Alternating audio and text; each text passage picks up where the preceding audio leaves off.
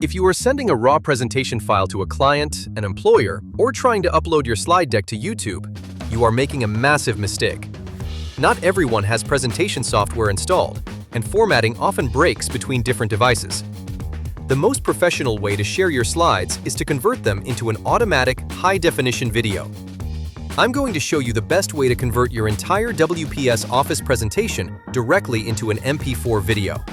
Let's get right into it. First, open your finished presentation inside WPS Office. Before we export anything, you need to make sure your presentation actually flows properly. A video doesn't have a next click button, so double-check your transitions and animations tabs to ensure your slides advance automatically, or at least set a duration so the video doesn't rush through your text.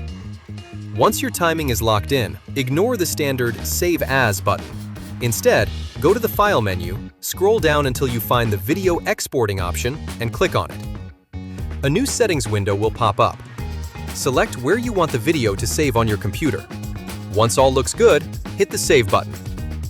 Depending on how many high-resolution images or complex animations you have in your deck, this rendering process could take a couple of minutes. Just let the loading bar finish. Once it hits 100%, you will have a perfectly formatted, universally playable MP4 video file ready to be emailed or uploaded anywhere. And just like that, your presentation is fully locked down, professional, and ready to send. If this quick workflow hack saved you some time today, smash that like button to help push this video to other frustrated users. But listen, having a perfectly exported video means absolutely nothing if your actual slide design or document looks like a complete mess. We have all been there. You try to insert a single image into your file, and it completely ruins your text layout, messes up your formatting, and pushes everything onto the wrong page.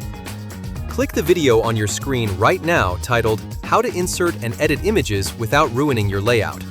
I'm going to show you the exact zero BS formatting rules you need to use to lock your pictures in place so they never destroy your documents again. Click right there to master your design workflow.